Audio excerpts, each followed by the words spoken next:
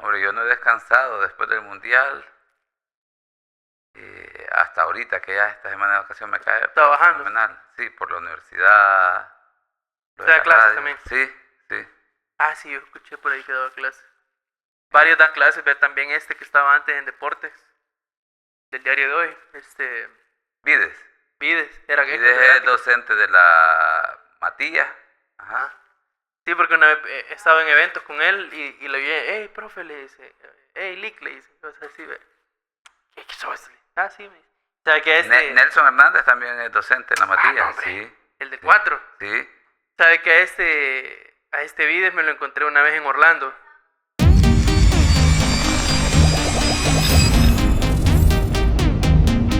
Bienvenidos al episodio número 24 de Golazo.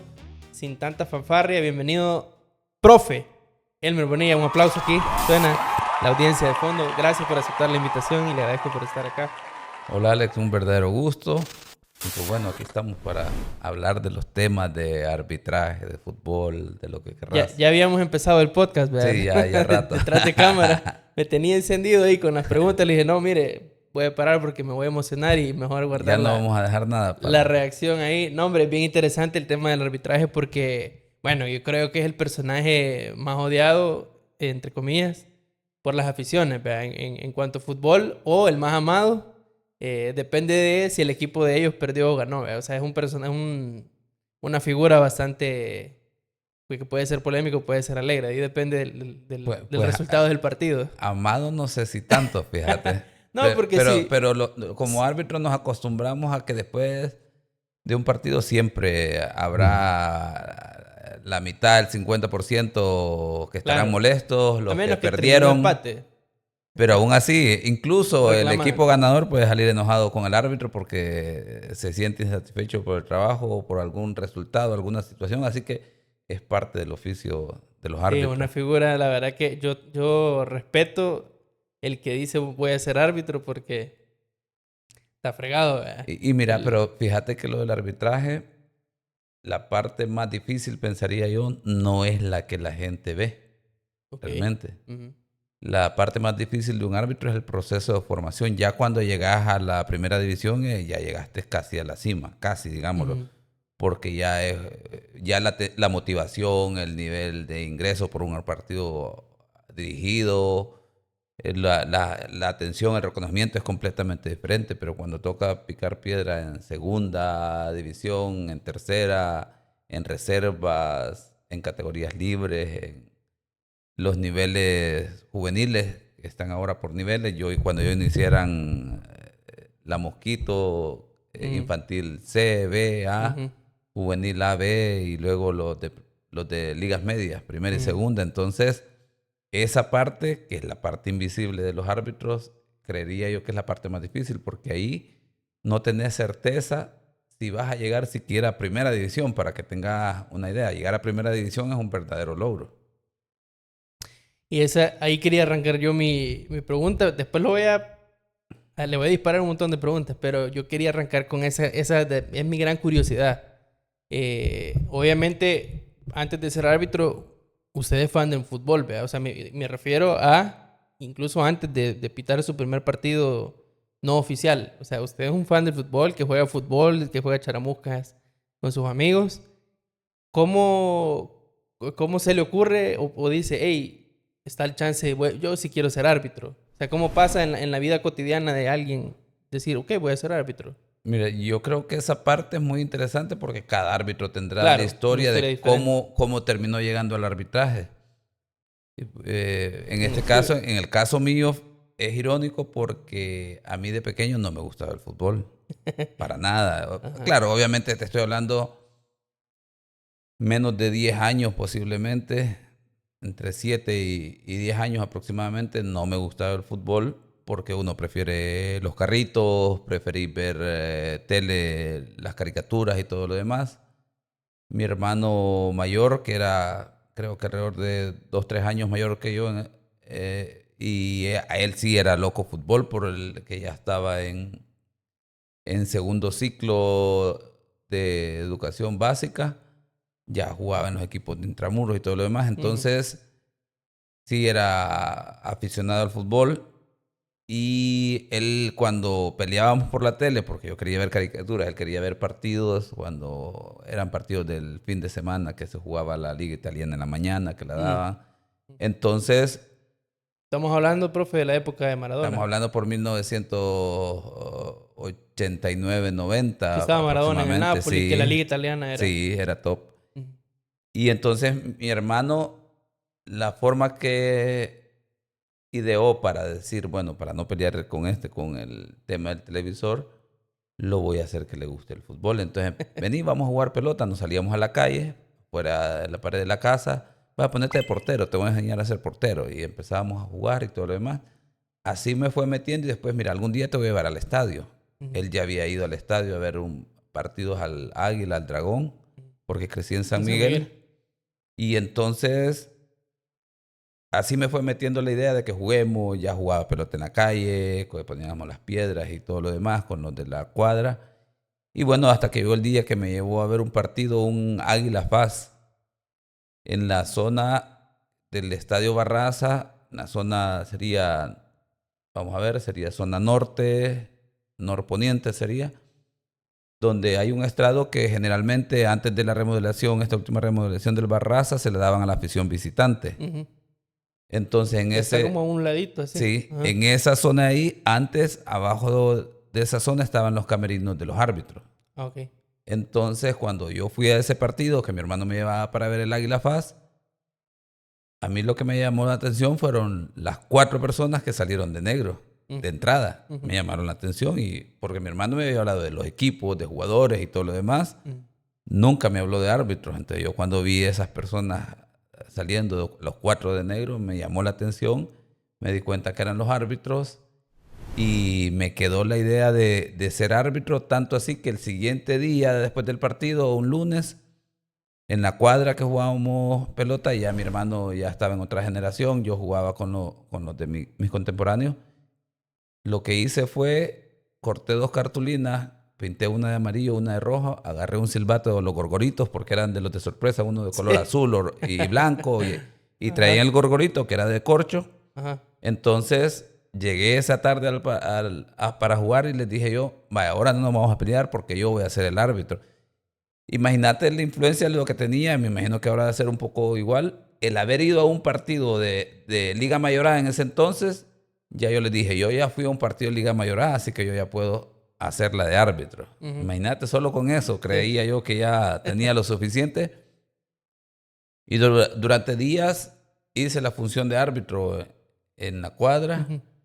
Y luego se me olvidó, te estoy hablando que tendría por ese entonces unos entre 10 y 13 años aproximadamente. Ujú.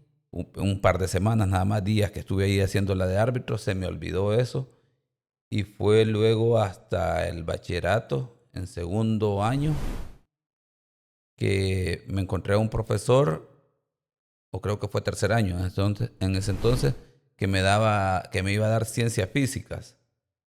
Entró de guayabera, con el caminado así elegante y todo lo demás, se presentó y dijo que se presentó para lo de la clase y posteriormente ya al final dijo, miren, el sábado 24 de febrero de 1994 vamos a iniciar un curso de arbitraje para los que estén interesados sobre reglas de juego y todo lo demás. Yo ya jugaba en infantil y juvenil, jugué en infantil y juvenil ya para ese entonces y me llamó la atención porque dije, ve, yo juego y ni conozco las reglas del deporte que juego. Ujú. Entonces, ahí ya se me había olvidado esa etapa de lo que mi hermano me había llevado al estadio. Entonces, fui por aprender sobre reglas de juego para jugar mejor el fútbol, decía yo. Pero cuando llegué ese sábado 24 de febrero, me gustó. Me fue gustando todo. Me invitaron al primer partido amistoso en el ITCA en San Miguel. Y después, y era ya cuando ya tenía como un mes de estar en el curso de arbitraje. Ujú. Y después del partido me dijeron, vaya al partido. Yo era como, vaya, voy a practicar. Dirigí el partido y después del partido llegaron y me dijeron, vaya más. Me dieron 25 colones en ese entonces. Ujú. Y yo dije, hey, ¿qué onda es aquí, verdad? O sea, vengo a practicar y todavía me están pagando por practicar, entonces esto está bueno, dije yo. Y así, y me quedé, me gustó el arbitraje. A pesar de que no me gustaba el fútbol, que me llevaron para ver los equipos de fútbol, yo me fijé en los árbitros y así es como empecé. Y Entonces, no tuve la oportunidad de lo usual de alguien de tener afición por un equipo como tal. O sea, ujú. empezar viendo los equipos, íbamos a ver al Águila, al Dragón en San Miguel, que llegaban los demás equipos y todo lo demás, pero lo mío era los árbitros. Yo miraba el trabajo que hacían los árbitros, se me quedó eso y ya bien recuerdo que Se todavía los enganchó. pude ver de uniforme negro, todavía ahí entonces utilizaban la marca Pony, que Me era lo acuerdo. que como que si fuese Adidas Ajá. ahora y cambiaron del color negro a gris por primera vez allá por los 90, Ujú.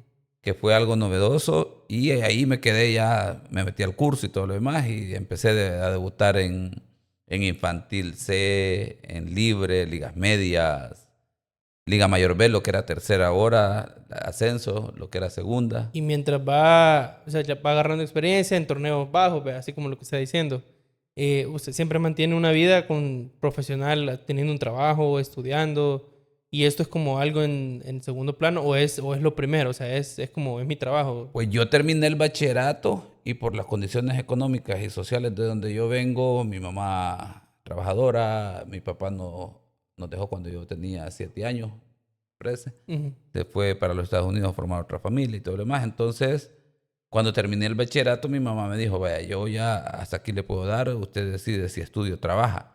Yo ya era árbitro que ingresaba de repente entre 100 a 200 colones cada fin de semana. Por los Entonces, diferentes partidos, por o los sea, partidos. ¿cuántos, Entonces, cuántos partidos se echaba así en un fin de? en un fin de semana me podían dar un infantil o un juvenil y podía ser 75 colones. Ya después me podían dar un juvenil el sábado, en la mañana me podían dar un infantil y en la tarde uno de ligas medias, que ya podía ser 200 colones. Luego, ya más cuando uno va agarrando experiencia, te pueden dar uno de ligas medias el sábado, uno el domingo y podías hacer hasta 300 colones. Ujú. Y luego algunas veces te podían dar dos partidos de ligas medias el mismo día, uno en la mañana y el otro en la tarde, pero eso sí he sufrido porque recuerdo un par de veces llegué con insolación ya a la casa después de haber dirigido sábado, Ajá. dos partidos el domingo. Sí, todo Llegué quemado. reventadísimo, sí. Y ahí va, pero usted disfrutando, ¿verdad? O sea, pero entonces esa es su, entre semana, ¿qué hacía? O sea, ¿trabajaba normal o Terminé el entrenaban? bachillerato, me dediqué al arbitraje por un año y cuando estaba en el arbitraje, la generación que estábamos en ese entonces, que Gudey Alexander Perdomo, que fue árbitro de los primeros que llegó a Liga Mayorada de nuestra generación. Luego estaba Douglas Bermúdez, que se acaba de retirar hace poco, hace como 1 o 2 años, que fue asistente internacional, trabajó mucho tiempo conmigo. Con ellos, después de un año, empezaron a decir, hey, hay que estudiar.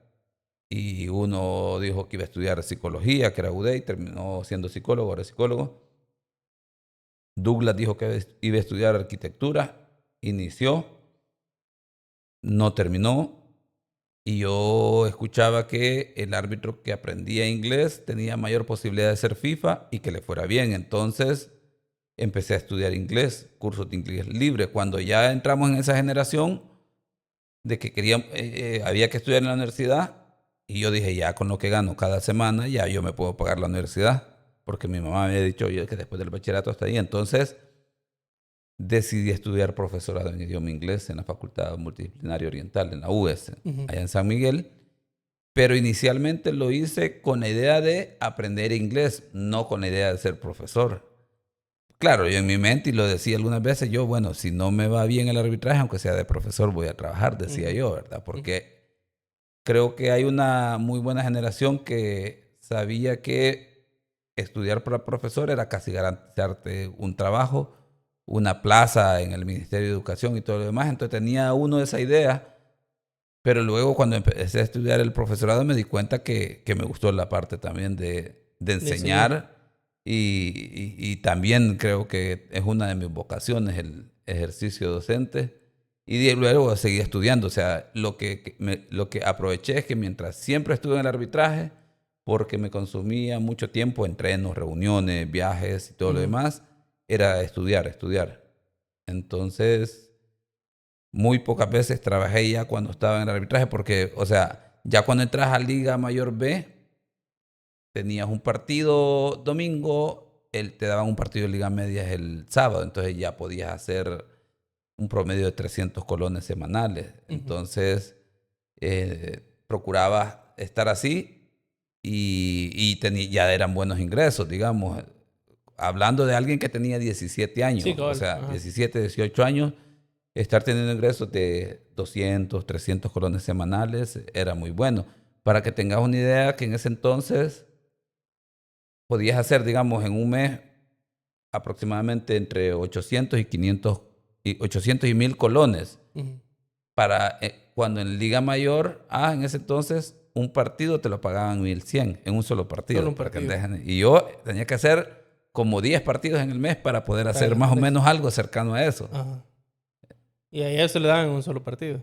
Entonces, y ya Ajá. en Liga Mayor vos sabías que 1100 más el transporte, más la alimentación, entonces Ya era algo. eran aspiraciones, digamos, llegar a Liga Mayor A claro, por prestigio, por respeto, por logro y todo lo demás, pero también la parte financiera era interesante. Y me imagino que a medida va avanzando, va sintiendo, yo creo que sí lo voy a lograr, me siento cerca, me están asignando más. Hay etapas buenas, por Ujú. ejemplo, cuando te ascienden de categoría, ya sentís que diste un paso, pero luego cuando te mantienen demasiado tiempo en una categoría y no avanzás, empezás a frustrarte. Mm. Cuando te va mal en los partidos, cuando te critican en la reunión que hiciste un mal Y trabajo. siempre, aún pitando en categorías así pequeñas, siempre los evalúan y les dan feedback y todo. Pero en ese entonces lo que había, y creo que todavía se mantiene, en el arbitraje está la famosa autocrítica, Ujú. que es una reunión en la que los 4 árbitros que estuvieron en el partido tienen que comentar cómo les fue en el partido. El cuarto árbitro habla de los asistentes y del árbitro. Los Ujú. asistentes hablan de lo que acaba de decir el árbitro, el cuarto árbitro, y agregar otros puntos de qué incidentes hubieron, qué áreas a mejorar, en qué se falló y todo lo demás. Ujú. Y en ese entonces era muy válida la queja del dirigente de las categorías de Liga Mayor B, de Ascenso, porque ponían el reclamo en la comisión de árbitros y a partir de ese reclamo, ya cuando llegabas a la reunión, te decían, vaya, vamos a ver este partido, porque hay quejas. Entonces llamaban a los 4 para que dijeran qué es lo que había sucedido. Porque no lo podían ver. No lo Porque, podían ajá. ver, no había tanto Ah. recurso ni audiovisual, ni recurso humano que pudiera dar cobertura a todo Ujú. eso, ni había la oportunidad de poder pagar viáticos para que gente Para fuera a ver los observar. partidos. Entonces, todas esas limitantes era una manera bien particular, por eso era autocrítica, o sea, que los mismos árbitros hacían la crítica de lo que habían trabajado y algunas veces te tocaba que con el cuarto árbitro que ibas tenías diferencia. Entonces te criticaba fuerte para que no te nombraran el siguiente fin de semana. Ah, Y se notaban los pleitos, pues, lo en típico. las Ajá. reuniones internas, Ajá. obviamente. Enemistades y Sí, todo eso. sí. Entonces, así ibas. Hubo momentos de frustración, muchas veces, en muchas etapas. Recuerdo una vez, ya cuando estaba casi, que yo consideraba que ya estaba para primera división, eso me recuerda justo ahorita lo que estaba viendo como cuando los jugadores aspiran a fichar, como el caso de Julián Álvarez hoy en día, que se dice que tiene aspiraciones de irse para el Barcelona y que se va a poner, se va a plantar con el equipo de no llegar a entrenar y todo eso para ver si lo liberan y todo lo demás o si lo Ujú. venden. En el arbitraje en las internas también sucede algo similar. Los árbitros buscan cómo llamar la atención para ver si te dan oportunidad. En ese entonces las pruebas físicas eran la Cooper, que son como 12, que son 12 minutos, si no me recuerdo, si no me equivoco, y tenías que hacer como mínimo 2.700 metros para poder aprobar la prueba, que era alrededor de 2.700, creo que eran 6 vueltas, casi 7 vueltas en la pista de 400 metros. Entonces, los jóvenes, la generación de los contemporáneos míos que estábamos en ese entonces, nos peleábamos porque nos gustaba hacer entre 3.000 y 3.150 metros. Ahí andaban nuestros rangos. Entonces yo me acuerdo que en una prueba física, como yo creía que ya merecía oportunidad y veía que otros contemporáneos míos le daban oportunidad y todo lo demás, fui a la prueba física y la hice casi trotando. Hice cabalito los 2.700 metros. Y la hice en San Miguel. Cuando llegó el reporte a San Salvador, rapidito se movió un instructor y a dar una charla a San Miguel. Y después de la charla, lo primero es, mira, ¿y a vos qué te pasa? ¿Qué es lo que querés decir con eso de la prueba física con 2.700 metros? ¿Que estás lesionado o qué te pasa y todo lo demás? Y yo, no. Y no, lo que se necesita es 2.700 metros para probarla, pues. Entonces, ¿cuál es el problema? No te podían obligar a más, pero ya uno era como retar a los jefes para que te vieran que ya estabas listo. Y bueno, al final tuvo efecto, me acuerdo, poco a poco. No es así que vaya para que, ya que reclamás, así está. Pero era forma de uno como de meter presión y todo lo demás. ¿Y cuál fue su debut en primera? Mi debut en primera, tuve partidos amistosos, así de pretemporada que Los suelen equipos de haber. acá. Pero luego mi debut fue en la Hacienda El Tránsito, Adet. ADET Santa Clara, un ADET Santa Clara. De Todavía primera. estaba Juanito Cuartarone en ADET. ¿Qué año? Era Liga Mayor A, 2001. 2001. Así Fue el que, año que llegó Adet a la final con Firpo, esa eterna de los penales, ¿no? no, eso creo que fue un par de temporadas más adelante. Pero ya andaba Francisco creo que Contreras, fue por ahí, pero Aarón fue Canjura. 2000 o 2001 fue porque como Adet desapareció en el 2002 creo que desapareció. 2002. Ajá. Pues quizás. Como 2002 nació Creo. San Salvador, que viene de la categoría que le compraron a Adet.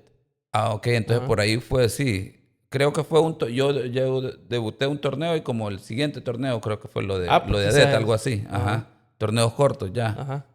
No tuve la oportunidad de dirigir en los torneos largos, solo de Y, cuarto árbitro. y ese primer partido, ¿cómo lo vivió? Nervios de... Me costó porque la Hacienda del Tránsito era una cancha de las dimensiones más amplias, creo que tenía casi 90 por 120, o sea, ni la de, para que tengas una idea, la de Zacatecoluca, la del Toledo Valle, creo que es la cancha con mayores dimensiones en este momento, pero creo que tiene como 110 de largo y como 75 de ancho, creo yo, que es de las más grandes, pero la de AD tenía las dimensiones las máximas. Entonces era un canchón. Y para ser la primera vez, ni por ser que el ritmo de dirigir un partido de segunda división, ascenso en ese entonces, casi que llegabas al fallo de la parte del ritmo cardíaco por el tema de la exigencia. El ritmo era muy diferente, cansado, pero los jugadores en primera huelen cuando es un debutante. Y los dos equipos me colaboraron, se dedicaron a jugar en ese partido. Ya cuando llevas varios partidos, ya no te perdonan. Ya un par de partidos. Y muchas veces hay que tener un poquito de fortuna porque el debut te lo... En el debut te puedes quemar. Era una forma de decir que tenías un partido de debut, te iba mal y ya no te volvían a dar otro. Entonces, que tuvieras esa suerte, que los equipos te colaboraran, era bueno. Y después tuve muchos otros partidos, pero tuve un Firpo San Luis, creo que fue la siguiente temporada, que creo que Santa Clara terminó vendiendo También, la categoría del San Luis. Por ahí más o menos en esos torneos, en el que saqué alrededor de 18 tarjetas, para que tengas una idea. Pero en el torneo. En el torneo, allá en Usulután, en Sergio Torres. Nestalí Recinos Alvarenga era mi cuarto árbitro, por cierto, y saqué como 18 tarjetas entre rojas y amarillas, expulsé a los dos entrenadores de los dos espérese, equipos. solo en ese partido. Solo en ese partido. No, hombre, profe, hay que buscar ese partido Sí, entonces. Porque... sí, ahí tengo el ¿Y no fue informe. transmitido? Sí, sí. ¿Y por qué sacó tanta tarjeta? O sea, Porque no sabía cómo establecer autoridad en un partido de primera. Algunas veces vos planificabas, sí, vos planificabas y el partido no te salía como lo habías planificado. Y cuando no planificas algunos aspectos que se pueden dar, que es donde falla el árbitro, fallas en la planificación, fallas en la dirección del partido. Porque cuando te suceden cosas que no tenías planificado, te ves sorprendido y como consecuencia hay errores, lo que hace que te equivoques muchísimo. Entonces el partido de que vos salís y entras al camerino y todos en silencio porque decís vos aquí como que algo se quebró Y es como Ya no me van a todo, volver ¿verdad? a Entonces, llamar, ajá, dijo usted. cabal, sí, sí. Mire, Esos partidos te salís triste, pues, o echó sea, a los dos técnicos. a los dos Y, técnicos. y no tuvo que suspender el partido por las No, porque expulsiones. fueron no sé si fueron 2 o 3 rojas a jugadores. Fueron A María. como 15 amarillas, para que tengas una idea, Todo el casi. equipo Sí, amonestado. sí, para que tengas una Sí, idea. güey. Pero era su primera temporada, De digamos, mi ¿no? primera temporada, mi primer año fue ese. Y ahí usted va pensando, ya no me van a llamar, Ya no me, ya... cabal, cuando vas a la crítica el día lunes, era en ese Ajá. entonces, llegabas con los hombros encogidos porque sabías que te iban a dar un ¿Y qué levantón. le dijeron esa vez? Neftalí fue bastante, digamos, profesional, condescendiente en abordar, hizo notar que se había fallado por el tema de experiencia, pero no lo hizo ver como que fue un partido mal dirigido como tal, sino que había faltado experiencia y que se tenía que mejorar la forma de control, la autoridad definitivamente. Y... Pero digamos, o sea, las tarjetas se sacaron y sí ameritaban, sí estaban con el reglamento o Lo que ya pasa es que yo, se estaban pegando vaya, muchos. yo tengo 2 etapas en el arbitraje, estuve casi 22 años. Y tengo mis primeros 10 años donde yo leía, en ese entonces había un manual o libro de Pedro Escartín, un español que te explicaba las reglas de juego y cómo tenías que dirigir, situaciones adicionales, comentarios, por qué amonestar, cuándo no amonestar, bien detallado todo. Entonces yo lo leía casi siempre antes de cada partido. Ujú. Entonces él te decía, una protesta es amarilla. En primera división que te dijera alguien, hey, eso no es falta, es una protesta. Literalmente es una protesta. Pero en el fútbol de élite, en ese entonces, Parte del partido. era parte del partido, no es una protesta. Una protesta es algo más específico. Entonces yo dirigía y muchos me conocían por tarjetero porque decían, este saca tarjetas hasta por malas miradas, así literal. Y luego, después de 10 años, encontré un par de mentores que como cuando uno va a empezar a escribir, te agarran la mano con el lápiz y te dicen, mire, así se hacen los trazos para las vocales, para las consonantes, y de letra de molde te enseñan a escribir de carta. Entonces, tuve un par de mentores que se sentaban conmigo y me decían, vaya, mira, así va a salir el partido. José Carlos Ortiz Cardosa era uno de ellos y que en paz descanse, te ponía la maqueta de la cancha y te decía, vaya, mira, el partido va a ser así. Estos momentos va a tener el partido. Y O sea, entonces ya vos lo visualizabas. pueden predecir de alguna manera como situaciones o Lo que pasa es que un árbitro, comportamientos. digamos, proyecta posibles escenarios. Por ejemplo, ¿qué sucede si el equipo A, que es el local, anota en los primeros 15 minutos? ¿Cuál sería el comportamiento del equipo B y del equipo A? A va a empezar más ofensivo o más defensivo, o va a tratar de cometer más faltas o menos faltas, va a tratar de perder tiempo. Entonces, ese escenario ya te lo visualizas. Entonces, ¿qué vas a hacer si el equipo visitante, que sería el B en este caso, digamos, anota y luego empieza a perder tiempo? ¿Cómo vas a reaccionar o qué estrategia vas a utilizar para manejar el tema del tiempo? De un solo a la tarjeta amarilla, pero tenés que saber que si empezás así, tenés que mantener el nivel o vas a hablar con los jugadores. Por ejemplo, algo que a mí siempre me funcionó, muy pocas veces los guardametas me perdían tiempo. Recuerdo, por ejemplo, El Mudo Montes. Él no, perdía no, tiempo. Dago Dagoberto, Portillo. Dago Portillo, me acuerdo, yo le llegaba y les decía, vaya, yo sé que no hubo falta, pero claro, yo estaba muy atento que no observaba una situación de falta, por lo tanto llegaba y le decía, mira, no te voy a permitir que me perdas tiempo.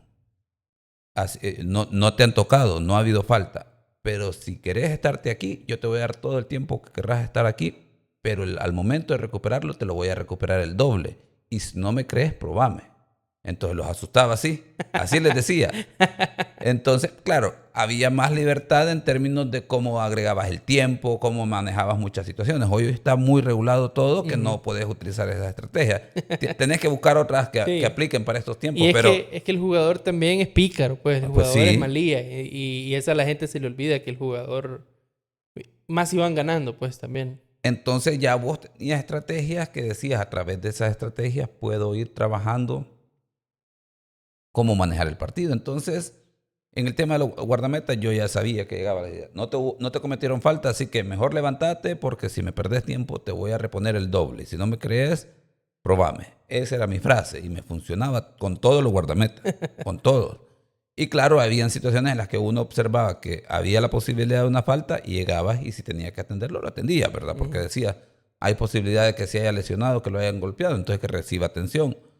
Y luego valorabas el tema de cómo va el resultado, el tiempo, todos esos elementos te permitían identificar cómo tenías que ir manejando la situación. Por ejemplo, el tema de qué sucede si un equipo empieza con un 1, 2 o 3-0. Por ejemplo, una particularidad que un árbitro tiene que saber, que eso aplica para todos estos tiempos, es que cuando ya un equipo va con un 3-0 o un 4-0, el otro equipo, ¿qué es lo que va a buscar? Va a buscar cometer faltas.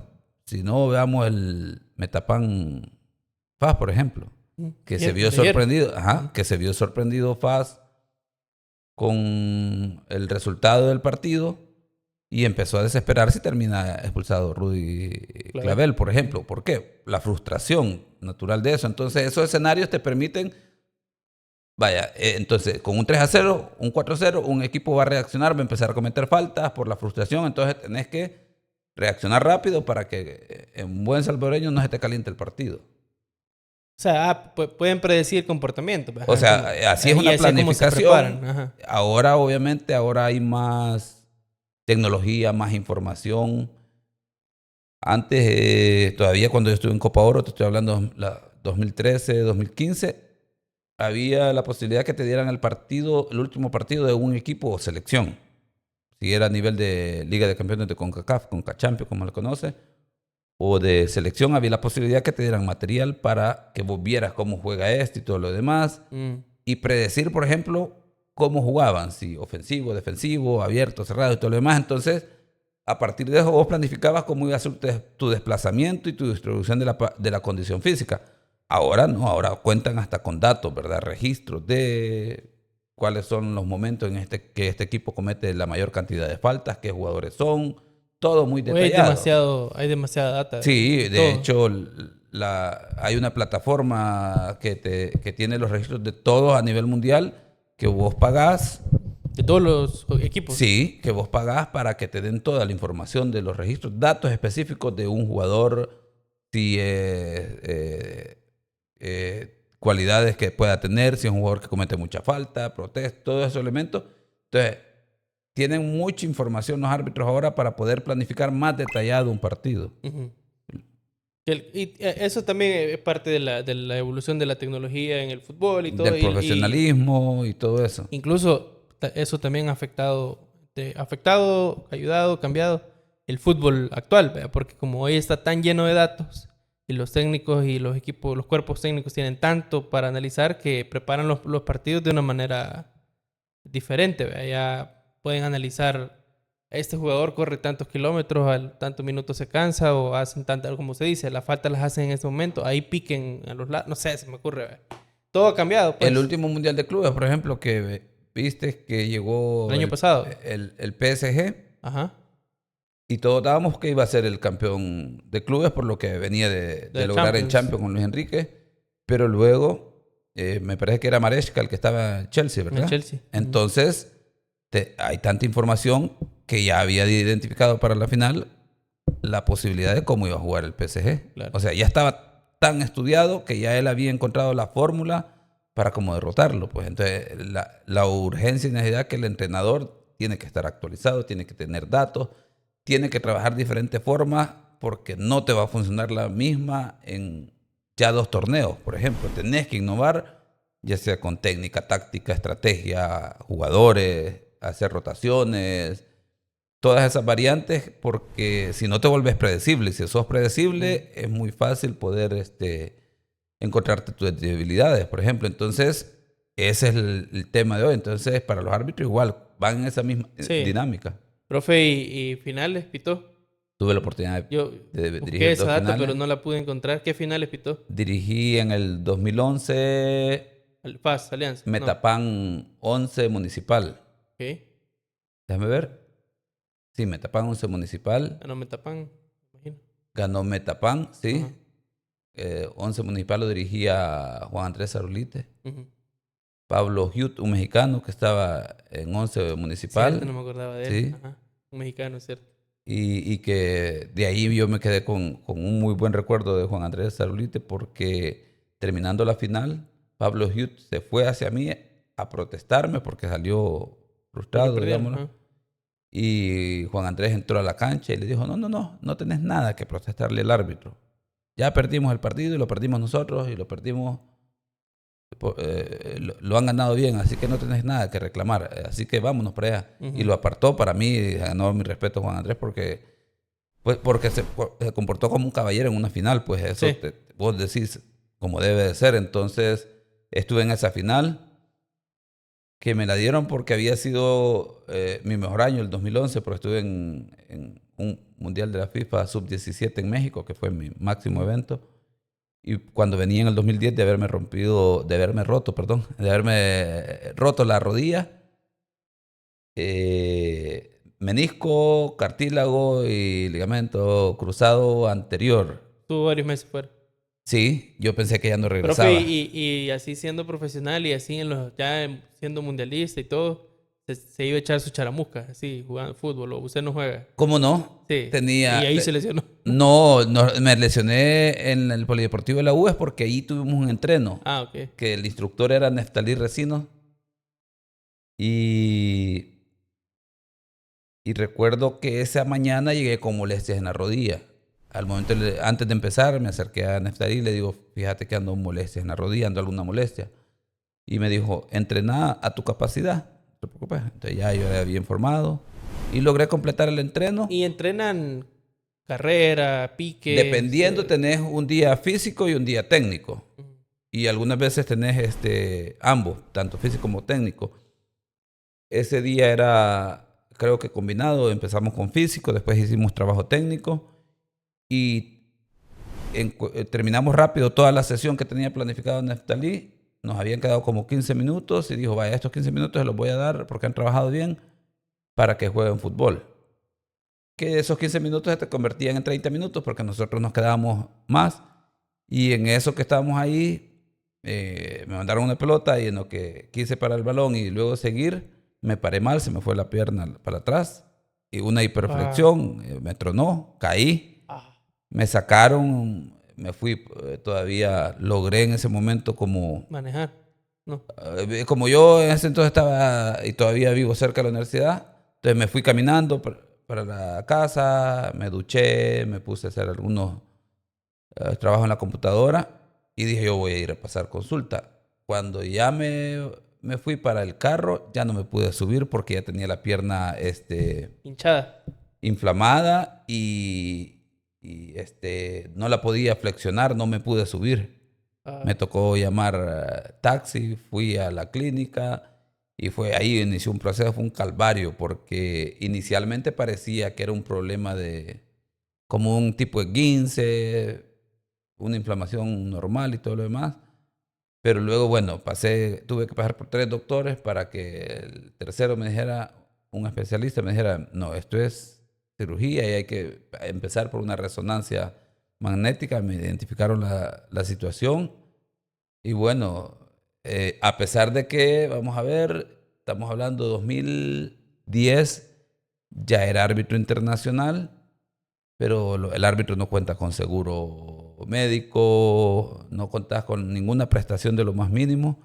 Y para que tengas una idea, me tocó vender el carro para no poder le creo. operarme. Hijo de puya. Imagínate, porque nadie me dio ni para una Y ahora acetaminofén, todavía para una el acetaminofén. arbitraje Los no árbitros tiene. están bajo las mismas condiciones, no obtienen ninguna prestación, Ey, ni una, qué feo, ni hay ningún tipo de seguro. Y la FIFA no nada. exige que tengan como seguro. Es que eso es Cuando la va a eventos, sí. profesionalización del arbitraje que depende mucho de las federaciones. Ok. Y aquí en esa parte tampoco hemos Pero cuando va a evolucionado. pitar eventos, Cuando vas a eventos hay otro internacionales, seguro. por ejemplo, cuando fui, para que tengan una idea, en el 2011, el 2010 fue el año crítico, el 2011 es mi mejor año.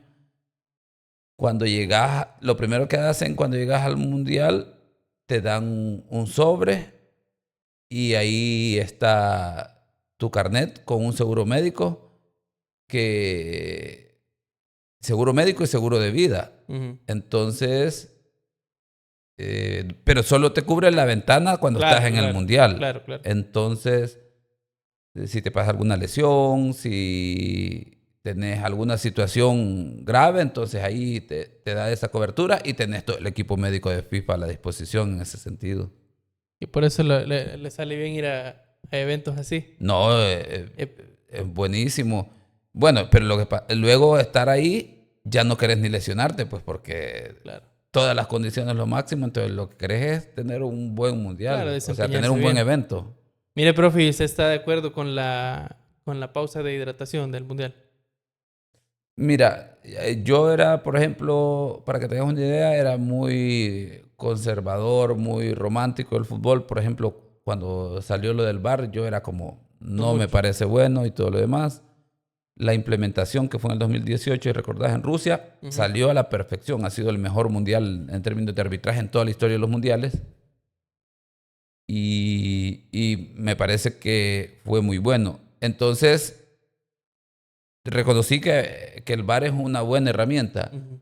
Entonces ahora he cambiado el enfoque en el sentido de no ponerme a la primera a todas las situaciones porque he aprendido a que los expertos en cada área tienen que dar su opinión, valoración para sacar conclusiones. Por ejemplo, aquí lo lógico sería hablar con los jugadores que estuvieron en el Mundial, encuestarlos, entrevistarlos para que te den los puntos de vista de cómo vivieron esa situación, si les ayudó, si tuvieron algunas situaciones.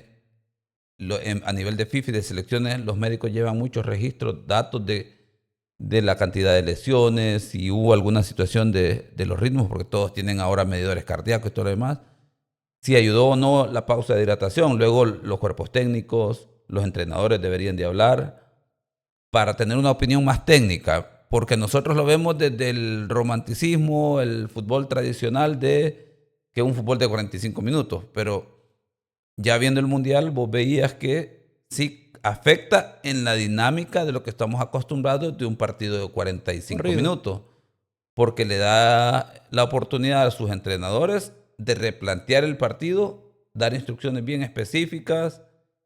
Unos equipos obviamente no logran, no mejoran, otros mejoran con esa pausa y tenés una dinámica diferente. Entonces, ya ahí tendría que haber un estudio un poco más amplio de cómo afecta en el desempeño del partido como tal para ver resultados ya con datos específicos de cuáles son las valoraciones y sacar conclusiones si es bueno o no.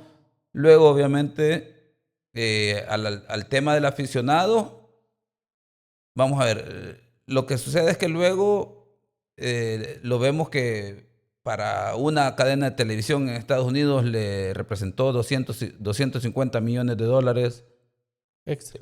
adicionales las pausas de hidratación. Y vos decís, ¿cuál es lo malo en el sentido de si el fútbol ya tiene mucho tiempo en que se convirtió en Sí, es un que al negocio como final es tal? un negocio. Una economía del entretenimiento que genera muchísimo para todos y si no, es como decir entonces que haya un límite salarial para los jugadores de los mejores clubes, de las mejores selecciones, nadie va a estar de acuerdo en eso, ¿me entiendes? Ujú. Entonces, tenés que pensar que es necesario generar dinámicas para que haya ingresos, pero algunas situaciones deberían de ser con la base de los datos de la afectación Respaldado. deportiva en beneficio o no. Y Ujú. luego la otra parte que complementa es el ingreso de recursos, porque si no, sería tan fácil como decir ahora que el escándalo, lo que se generó a nivel del fútbol, a nivel de FIFA, de querer Privatizar una parte. privatizar o, digamos, Dar entrada. vender Mm. a otros actores parte de los derechos del mundial, porque luego hay una contradicción porque el fútbol no es público bajo ninguna circunstancia. Que FIFA esté registrada de hecho está registrada en una como sociedad mercantil en un cantón de Suiza, a pesar de que dentro de sus estatutos tiene como una organización que no persigue lucro, pero es de las organizaciones que más dinero genera, o sea, si no estoy equivocado, en Rusia fueron 3.000 millones de dólares, en Qatar no sé si fueron 5.000 millones de Y aquí dólares. fue En este creo yo que han de haber superado los 13.000 millones de dólares que estaban proyectados, que es más que Rusia y Qatar juntos. Entonces, no me opongo a las dinámicas que generen dinero. De hecho, el tema de ese proyecto, el tema es cómo se ha planteado, porque no hay claridad, no hay transparencia, rendición de Sí. cuentas, y da lugar a que ya está llegando a otros límites exagerados. Entonces, pero al final el fútbol se ha vuelto un negocio. Pues entonces, lo que creo yo que debe prevalecer es, sobre la base de lo deportivo, sumarle todo lo demás en términos de la industria del fútbol que puede beneficiarle, aunque sea de ingresos de dinero. Luego lo que sucede es que para mí el tema que no se debe descuidar en tema financiero es que si hay nuevos inversores o nuevos actores que buscan inversión, quiere decir que el mundial se va a volver más caro porque alguien tiene que pagar ese Claro. precio de lo que están invirtiendo y que les van a dar más dinero a las asociaciones. Alguien lo tiene que pagar. ¿Quién va a ser? El que consume fútbol, el Pues aficionado, sí. por ejemplo. Entonces, si este mundial ya estuvo casi inaccesible para mucha gente del fútbol, con esas circunstancias va a cambiar Sí. definitivamente. Espérame, profe, vamos a tener que hacer una pausa porque, mira, la regleta no está conectada. La... Bueno, tuvimos una emergencia, una pequeña falla cómica y técnica.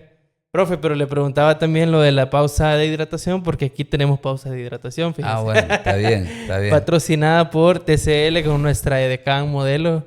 Aquí, TCL, así que ahí está su pausa de hidratación. Y también vamos a aprovechar de un solo para darle un regalito. Aquí está. Ah, aquí. Espera. Le damos a todos nuestros invitados, profe. Vamos a aprovechar para dárselo ya. Aquí a la cámara, si queremos hacerlo De ahí. lujo, mira. Mire ahí, no sé si ya le habían dado algún póster. Fíjate que tengo algunas fotografías un poquito grandes, pero este está Si lo puede espectacular. enseñar ahí a la cámara. ¿Qué es esta? Aquí. Fíjate que agarraste cada una de estas fotografías tiene historia. Dele, cuéntela. Bueno, esta que tenés aquí, que es Ajá. mi último partido, y yo ya dije que ya no voy a volver a dirigir. Ok. Es el de las estrellas, que vino aquí, de las leyendas, cuando vino Real Madrid y Barcelona. Ok. Ah, de veras. Sí, sí. Ah, Que un hace saludo poco. a Kevin Rodríguez, porque ese partido me ayudó a cerrar un círculo que yo no sabía que estaba abierto. Aquí es luego de mi primer final en el 2011, estas dos fotografías, mira. Ujú. Y esta con uno de los uniformes del Mundial de México 2011, Al que fue el al sub-17. sub-17. Entonces, el Ah, uniforme blanquito, que era uno de mis favoritos, blanco con negro. ajá. Y eso, así que, no, qué detallazo, Ah, así pues. que, no, Sí, fenomenal. un recuerdito que le damos No, ahí a cada invitado por agradecimiento de haber. no tengo, creo que no tengo ningún cuadro, fíjate, de fotografía, a pesar de que tengo fotografías, pero este sí lo voy a poner, mira, Póngalo y nos manda ya, foto ahí y nos el etiqueta cuadrito para... así que está muy lindo, gracias Bien, por bien el curioso detalle. porque también me acuerdo cuando le dimos a Manuel, Manuel nos señaló cada foto y justo nos recordó exactamente cada momento y todo. Igual la semana pasada tuvimos a Carlos Aparicio y lo mismo, o sea, hey, este día me acuerdo de esto, o sea, se provoca un sentimiento bien bonito, ahí veo que Sí, se no, sí, despierta. es que veo las fotografías, veo detalles, son etapas que Qué vivía y bien. cómo uno se preparaba para los partidos. Bueno, qué bueno que se logró. Y para ir ahí entrando ya en la etapa un poco más de fútbol salvadoreño, profe, después de esa final, ¿usted pitó alguna otra? Arbitré una, creo que fue no sé si fue en el 2013, no recuerdo muy bien, pero dirigí no fue antes, ya recordé, antes del 2010 fue, creo que fue 2009. Águila. No, Águila fue Faz, ¿no? un Metapán Chalatenango. La primera que ganó Metapan. Sí, Que fueron a penales, creo, o iban 3 a creo que 3. sí, sí. Ajá. Es una anécdota está bien interesante porque sabes que creo que fue 2009. Yo todavía estaba recién me había movido de San Miguel a residir a San Salvador. Y me acuerdo que una semifinal era Chalatenango Águila, que creo que la ida la ganó Chalatenango, creo que con varios goles a Águila, no sé En la si fue. semi. Sí. Y luego en la vuelta Águila no logró No. pasar. Lo que te quiero contar es que a mí me habló el presidente de la comisión de árbitros en ese entonces y me dijo: vos sos el árbitro que queremos que dirija la final, pero tenés un problema. Si pasa Águila, no vas a dirigir la final. Porque es de San Miguel. Porque, pues, venís de San Miguel y toda la gente te identifica de San Miguel y no puedes dirigirle a Águila. Entonces, me dijo, por lo que tendrías que dirigir la semifinal de vuelta, no me acuerdo cuál era la otra llave, Metapan, no sé si... No recuerdo. Contra Fajo, no sé contra quién fue. Entonces me dijo, dirigir una semifinal de vuelta o te arriesgas a quedarte para la final, me dijo, pero si clasifica Águila, no vas a dirigir en la liguilla. Y yo dije, no pasa nada, me arriesgo, no quiero, o sea, me espero para la final. Y terminó ganando la Chalatenango. Y así es como dirigí mi primer final. Yo pensé que esa había sido la segunda, fíjate, pero ahorita me estoy acordando bien que fue la primera y fue bajo ese contexto de eso. Y buena final, de 3-3, Sí, penales. penales, hubo 3 expulsados. O sea, sí. Hubo creo que 2 penales sancionados, no sé si 2 o 3. Recuerdo. Creo que si no estoy mal, Nico Gol estaba en Chalate. Y sin ningún incidente en el sentido de ni Chalatenango ni Metapan protestaron ninguna decisión de las tarjetas rojas, los penales sancionados, cómo dirigir el partido, nada. Tuvo buena calificación. Sí. Y profe, no recordaba que se había dirigido el partido de leyendas también. Imagino que es de los recuerdos más gratos que le deja el arbitraje. De hecho, lloré al momento de estarme cambiando antes del partido. O sea, lloré, se me rodaron las lágrimas porque cuando yo me retiré nunca supe que el Metapan Santa Tecla, cuartos de final, ida en el 2017, torneo de apertura, era mi último partido. Entonces, después yo le pedí a la comisión de árbitros que me dieran un partido de despedida, no me lo quisieron dar. Imagínate, después de 22 años, no quererme dar un partido para poder sentir que era mi último partido, no me lo dieron. Y a pesar de que yo creí que no lo necesitaba, me quedé con eso cuando Kevin Rodríguez me dijo, estamos preparando para organizar el partido de leyendas entre Real Madrid y Barcelona y si la traemos me gustaría que vos lo dirijas. Y yo, vaya, está bien. Y ya cuando se oficializó me dijo, ahí está, lo vas a dirigir, ¿verdad? Me dijo. Y yo, sí, le dije, ya me había comprometido con él, pero a la vez era como, volverme a poner el uniforme y todo lo demás. Me fui a hacer un par de entrenitos corriendo las diagonales a la cancha de la U porque vivo ahí cerca. Y bueno, y ahí trabajo también, entonces es como, iba a hacer un par de entrenitos, me fui con mi niño y él me filmaba algunos videos y todo lo demás, para ver cómo estaba corriendo. Y ya cuando me estaba en el camerino, me estaba poniendo el equipamiento nuevamente, se me vino a la memoria lo que hice por 22 años. Se me rodaron las lágrimas, ya estaba sudando, entonces nadie se dio cuenta que yo estaba como llorando de esa parte nostálgica de la emoción. Salir a calentar nuevamente, el estadio estaba lleno, casi a su totalidad, el Mágico. Entrar nuevamente con la formación, todo, dirigir el partido, lo disfruté como no tenés idea. Terminé el partido, también se me rodaron las lágrimas porque fui con gente que fue mis amigos en el proceso y me di cuenta que disfruté el partido. Y lo he dicho en otro momento, en otro espacio, yo soy muy poco de jactarme de situaciones, pero ese partido me ayudó a decir, Elmer, era bueno como árbitro, te faltó más confianza en vos mismo y más ambición para aspirar a cosas más grandes. Vamos a ver, es una reflexión porque en su momento en una antesala de un programa ahí con los ex, que somos casi como familia, o somos familia, por así decirlo, el equipo de trabajo, y tenemos pláticas muy sinceras antes de salir al aire. En un momento Lisandro me dice, mira, Elmer, me dice, ¿y a vos qué te faltó para llegar a un mundial mayor? Me dice él, ¿verdad? Ni yo me había hecho esa pregunta, porque nunca estuvo en mi mente llegar a un mundial mayor, tengo que ser honesto. Nunca tuve la visión ni la ambición de llegar a un mundial mayor. Entonces, estamos con todo el equipo ya casi para salir al aire y como tenemos mucha confianza porque hay mucha camaradería, amistad, la respuesta fue muy sincera. Entonces le digo yo, me faltó ambición y entendiendo la ambición como algo bueno, claro. porque hay ambición desmedida Claro.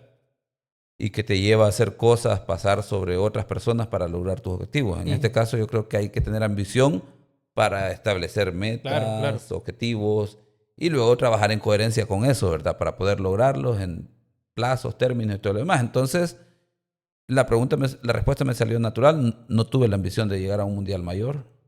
De hecho, no me falta. No siento que me faltó, pero digamos, si tengo que analizarlo, me faltó ambición, me faltó confianza de creer que yo podía llegar a eso, porque cuando yo me retiré, tomé la decisión de retirarme, yo le hablé al que era entonces director de arbitraje de CONCACAF, miembro de comisión de árbitros de FIFA, y le hablé y le digo, me retiro, pongo la renuncia ahora en octubre. Y me dijo, no nos gustaría que te retiraras porque para nosotros es un elemento valioso, pero es una decisión que la vamos a respetar. Y listo. Creo que fue lo mejor que pude haber hecho porque ya no disfrutaba el arbitraje, ya sentí que se volvió una carga, ya me costaba la parte física, además que tuve problemas con los que estaban en ese entonces en la federación, en la comisión de árbitros de la federación. Y listo, y me retiré muy tranquilo. Entonces, ese partido de leyendas me permitió darme cuenta de eso, de que si yo hubiese tenido el anhelo, la ambición, esa meta y deseo de estar en otras competiciones, seguro lo hubiese logrado. Pero digamos me siento tranquilo porque luego ya llevo casi 8 o 9 años fuera del arbitraje completamente y es otra historia aparte también lo que he vivido. Tengo ya más historias de eso, dedicarme al tema de medios de comunicación, salirme del cuadro, como le he dicho al equipo de los ex del fútbol, el equipo, imagínate, trabajar con un dirigente de fútbol que es Lisandro, con ex entrenador y ex jugador como lo es Emiliano, con Manuel como ex jugador, ex seleccionado ambos, con Diana, con Kevin, con Francisco, que estamos ahora, que son comunicadores, analistas y otro montón de gente que hemos trabajado, el equipo de producción. Al inicio para mí era incómodo, o sea, muchas cosas, pero ahora me han ayudado a ver el fútbol de manera más amplia, porque el árbitro vive en una burbuja. A pesar de lo difícil que es ser árbitro, que es casi un apostolado en cierta medida, pero ya cuando llegas a la primera división o liga mayor, y ya no digamos al ámbito internacional, claro, te das unos privilegios que no te los darías, y luego dependiendo de la condición económica y social de donde uno viene. Entonces, en ese contexto, el arbitraje te permite ver el mundo muy, muy diferente. Y entonces, a mí me ha dejado muy satisfecho todo. Ahora tener una mentalidad más amplia me permite, por ejemplo, ver que los árbitros deberían de abrirse un poco más al mundo del fútbol para enriquecer la perspectiva de ellos, porque el árbitro piensa que tiene la razón todo el tiempo. En cierto punto, tenés que ser firme, tenés que ser cerrado en muchos momentos y todo lo demás, porque lo exige la disciplina del arbitraje o la profesión, si querés verlo. Entonces, tenés que cerrarte en esa burbuja, pero luego ya los tiempos han cambiado.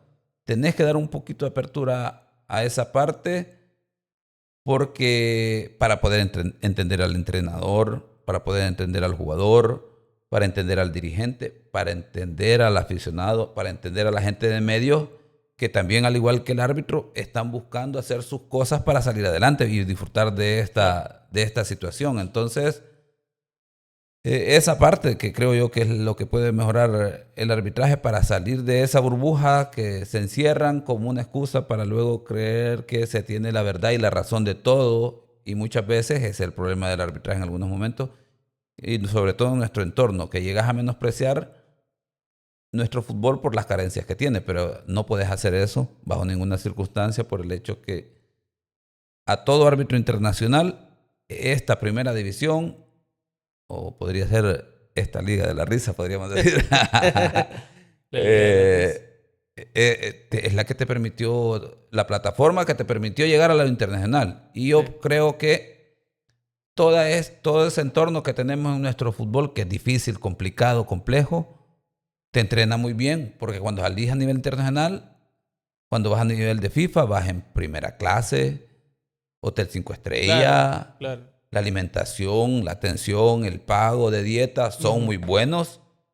Y vos decís, si vengo de allá de estar en, Intercantonal. exacto, de venir de la barriada y todo lo demás, entonces ahora estoy en un lugar en el que me concentro nada más en el rectángulo de juego. No tengo que estar pendiente de la seguridad, de la camilla, de todos los aspectos que el árbitro Claro. ve aquí. Entonces se te facilita, te ayuda a enfocarte más, y por eso es que yo creo que los árbitros salvadoreños, que ya lleva largo rato, le ha ido muy bien en el entorno internacional. Profe, y ahí yo le quería, como le dije al principio, que si le podía preguntar, De y cualquier como cosa. ya se nos pasó un poco el tiempo, pero entonces quizás respuestas rápidas para poder hacerle varias preguntas de que Yo, yo yo, tengo. yo así soy, que yo, después de ser una persona que hablaba poco, ahora no me gusta prestar la guitarra. Yo lo que estaba haciendo era alargar para no llegar a este momento. Ah, no quería, Broma, no es quería que broma, le no te estoy cuenta, preguntara. no tengo problema. No, vaya. Que conste que porque yo sé que vos tenés una media de tiempo y todo lo demás, y pues sí, tampoco la gente se va a aburrir de solo estar escuchando No, no, historias. y Entonces, vamos. hay temas pendientes ahí que seguro también la gente está pendiente, así que...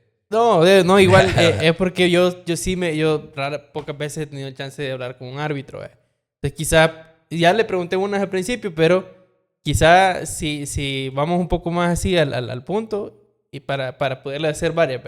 La primera que le quería decir, ¿qué piensa usted de aquella final que se nos lesionó un árbitro acá?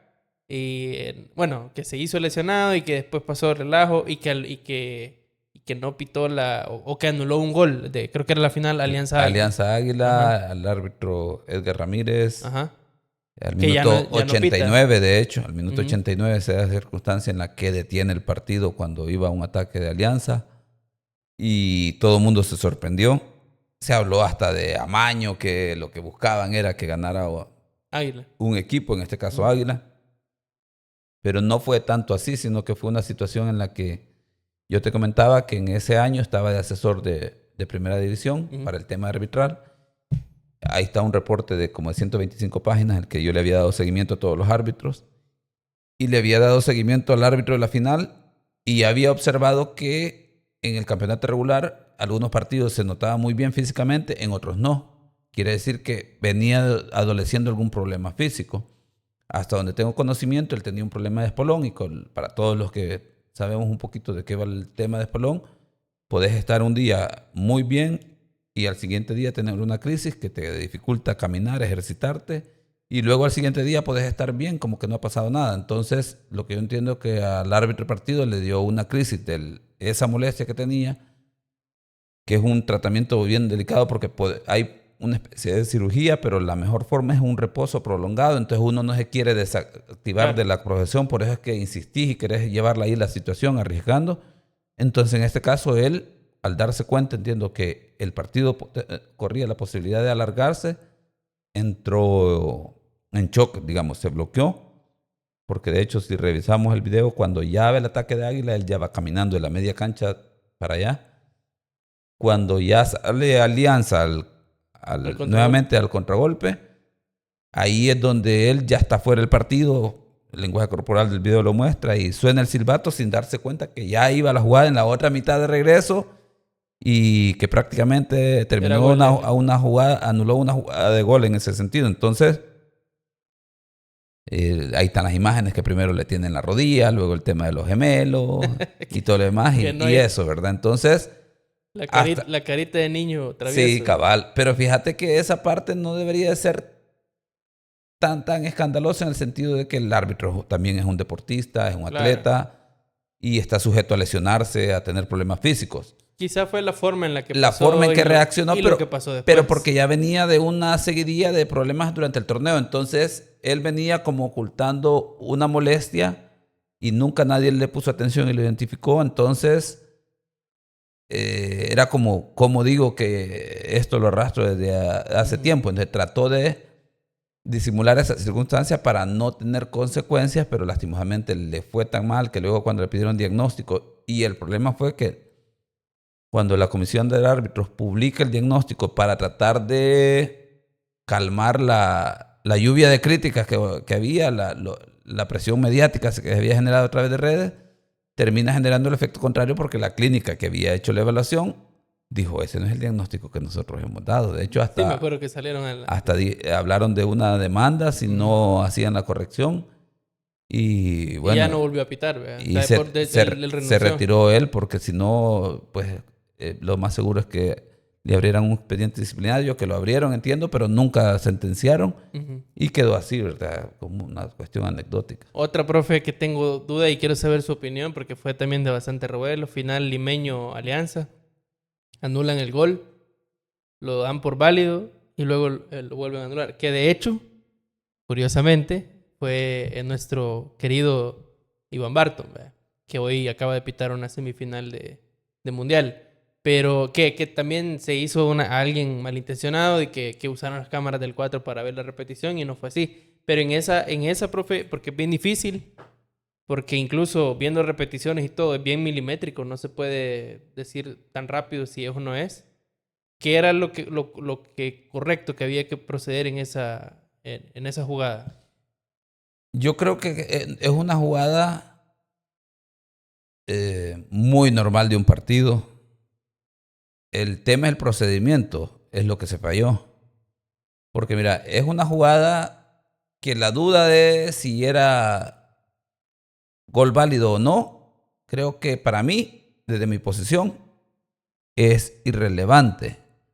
Vamos a ver, lo digo, no es, alguien me dirá, pero ¿cómo va a ser irrelevante si es una final, por ejemplo?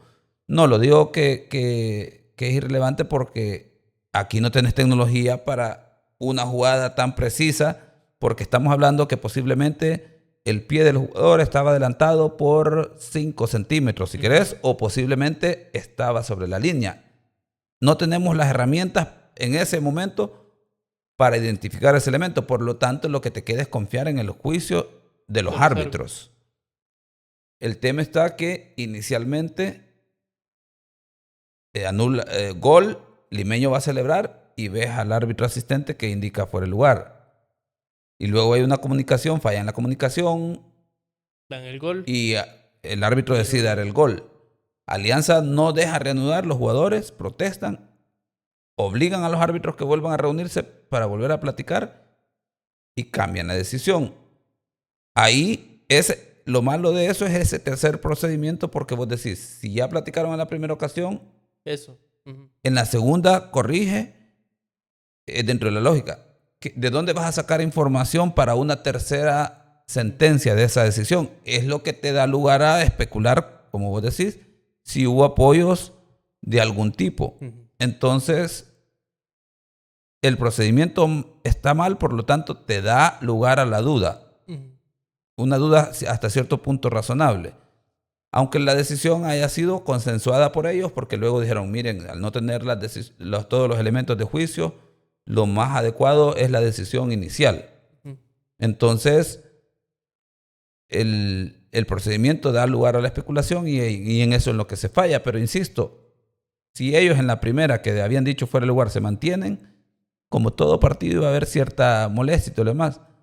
Luego en la segunda, si daba gol el árbitro, yo también estaba de acuerdo porque es una valoración de una jugada al límite. Sí, muy cerrada. Ahora, para que te des cuenta que el procedimiento se vuelve erróneo y se vuelve tan, digamos, mediático, que genera mucho ruido sobre una decisión que a mí me parece difícil que no pasaba nada si era una o lo otro. Y no tenemos la certeza de eso. Pero nos queda la duda. Nadie se acuerda que el árbitro del partido sancionó un penal inexistente a favor de Municipal Limeño, que para salvedad del árbitro lo termina fallando. Eso es más grave que la situación de él fuera del lugar, porque es una jugada más difícil y lo que falla es el procedimiento. Aunque la decisión sea correcta, queda la idea de que que hubo una situación externa que afectó la decisión a una decisión que era un penal inexistente, porque primero el jugador del Limeño golpea sobre el rostro, me parece que es a Jiménez, Jonathan Jiménez, que le rompe la nariz, ya me acordé, le rompió la nariz, y después Jiménez, lo que va después del golpe, termina botando al jugador del Limeño y el árbitro marca penal, pero ya Jiménez había recibido un golpe previo, entonces debió haber sido falta a favor del equipo defensor. Se marca penal y nadie habló de eso. Nadie hizo escándalo de eso sobre una situación que era más grave en ese sentido, para que veas, o sea, las valoraciones en ese sentido, que lo que nos da para especular, que genera más morbo, termina llevándose las portadas que una situación verdaderamente equivocada. Entonces, esa situación. Profe, y la última, porque hoy sí nos comió el tiempo, pero esta es internacional. ¿Se acuerda usted de una jugada de vamos a Real Madrid-Barcelona? Ahí, y yo sí tengo una duda genuina con esa. Hay una mano. ¿De Tchouaméni? Justo. Ajá. Hernández era el árbitro del partido. Pero le quiero enseñar, antes de ir a esa, le quiero enseñar otra, para que las tengan las dos en el mapa. Ese es Eric García. Sí, y terminaron sancionando penal. Que él se barrió y la pelota rebota en Mbappé, y en lo que él hace el movimiento para levantarse, la pelota le bota acá. Penal. Yo entiendo que son diferentes árbitros, diferentes partidos y todo, pero es un reglamento. Y ahí está esta onda de que al Madrid siempre se le favorece, ¿verdad? Pero para mí, esa mano de Tchouaméni pasa en cualquier lado y se pita. Y esa de Eric García, perdón, no es tanto. O sea, desde el punto de vista suyo como árbitro profesional, primero, la de Tchouaméni es una mano sancionable. De hecho, yo pensé que me ibas a poner porque Tchouaméni hace 2 manos en el otro clásico de la siguiente temporada. Y sabes que el árbitro es el mismo, Hernández. Ajá. Y en ninguna de las dos la sancionó. Y en una lo llamó el VAR para que revisara. Bueno, que en esta lo llama el VAR para que revise y se mantiene que no es penal. Pero porque esa misma jugada en otros partidos sí es penal. Lo que sucede aquí es el hecho que los árbitros en España, con esa jugada, estaban bajo la dirección de Medina Cantalejo, del Comité Técnico de Árbitros, el CTA en España. Y luego la siguiente jugada, donde va incluida la de Eric García, están ya con Juan... Que esta es antes, la de Eric García es como una temporada antes, creo. No, es una temporada después, creo yo. O creo que es en la ida y vuelta, ¿verdad? En la misma temporada creo que es. Pero lo que te quiero plantear es que los lineamientos de los árbitros dependen mucho del Comité Técnico de Árbitros, el CTA. Entonces, cuando llegó el nuevo CTA, después de Medina Cantalejo, les cambian los lineamientos en temas de la sanción de manos. Entonces, eso distorsiona porque mi trabajo es ese. Tengo que estar viendo que FIFA da unos lineamientos y procedimientos de acuerdo a lo que establece IFAB, que es lo que todos deberían de seguir. Y solo hacer algunos ajustes por las particularidades de tu competición. Pero el problema es que cada liga empieza a establecer sus propios criterios para su aplicación. Entonces, vos decís, ¿por qué en Italia y en la liga inglesa no? Y en la española, en la misma liga española hay variación de eso, porque hay procedimientos y aspectos puntuales que le entrenan a los árbitros para que los trabajen así. Y en España ha habido cambio en ese sentido. Pero más allá de eso, el tema es que en España hay una crisis en el arbitraje por muchas situaciones, por lo que vos ya planteabas, que se tiene la idea de que se ayuda al Real Madrid o al Barcelona, o se perjudica o se favorece al otro. Luego tienen el caso de Negreira, que ha dado mucho el tema de la confianza. los cambios de comité técnico de árbitros también, y ahora hay una estructura muy diferente, tanto así que habían 3 prospectos para candidatos a la Copa del Mundo y FIFA decide llevar al tercer candidato, que era Hernández, que el comité técnico lo incluyó a última hora. Lo que te dice es que no hay mucha confianza en los árbitros españoles, ni de FIFA, ni de las autoridades a nivel internacional, por todo ese entorno que se genera y también porque no están teniendo su mejor desempeño por todas las situaciones en las que se están viendo involucradas. Hay pérdida de confianza en el arbitraje español. Entonces, te da lugar a que haya que un árbitro para un partido se vea permeado por la presión mediática, por ejemplo, de Madrid TV o otras circunstancias del entorno, y la personalidad puede ser un tanto genuflexa o flexible o permeable en cuanto a esa presión que te lleva al error en el partido. Y luego en otro partido llevas a un árbitro que posiblemente tiene firmeza, no se deja permear por esa presión y termina posiblemente yéndose al otro extremo de rigorista. Entonces ves en la misma jornada de partidos a partidos que el sábado juega el Madrid, el domingo el Barça, y situaciones similares con decisiones diferentes, pero tiene que ver con esos aspectos que los árbitros españoles están siendo bombardeados por tanta situación que yo creo que les hace falta tener claridad, firmeza, y tiene que ver porque el CTA les apoye y les proteja para que el árbitro sea independiente y luego traten de trabajar con unificación y uniformidad de criterios. Entonces, yo más apostaría a que es una crisis interna del arbitraje de España, que tienen que replantearse todo, ponerse de acuerdo los árbitros. Creería que hasta hay diferencias entre los mismos árbitros para cómo entender y enfocar los partidos. Entonces eso genera, luego uno lo ve desde lejos o desde afuera y te da la sensación que hay algo raro, por ejemplo, ¿verdad? Pero yo creería más allá de eso.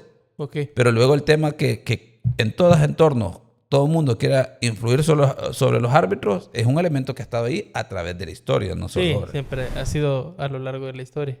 Mire, profe, se nos acabó el tiempo, pero le tengo que hacer una pregunta más. ¿Usted le gustaría ganarse un año de hot dogs?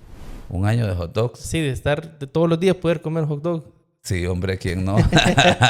Tenemos uno de los patrocinadores, Hot Dog el 11, que de hecho ahí están. No se los ofrecía antes para que no esté ahí sacándose Vale, de cebolla, pero ahí están. Está lanzando una nueva promoción por el aniversario. Va a poder participar con ellos en poderse ganar un año completo de poder canjear hot dogs todos los días. Ahora, claro, hay restricciones y todo, pero bueno, aquí el equipo de producción los aclama. Percita es una fan exagerada de los hot dogs. No, son muy buenos. Yo también, porque son bastante buenos. Así que por si quiere participar, justo ahorita está en pantalla el de Hot Dog el 11. Le dejo ahí el dato, profe. Aquí tengo rapidito. La promoción es organizada por Hot Dog el 11. La vigencia de la promoción es del 30 de julio al 31 de agosto del 2027. O sea que usted puede canjearlo. Va a tener que canjear con su DUI. El premio consiste en 2 hot dogs tamaño regular gratis de la especialidad que el cliente decida todos los días del año, imagínense. O sea que hay especialidades de hot dog. Ahí sí, son buenos. Tienen varios. Ahí tienen varias sucursales. Hoy lo va a probar usted. Ok. Y ahí nos dice y le pasamos el contacto para que le llevemos a los ex también. Manuelito ya lo probó. Que sí. Estaba a dieta, dijo, pero... Está bien.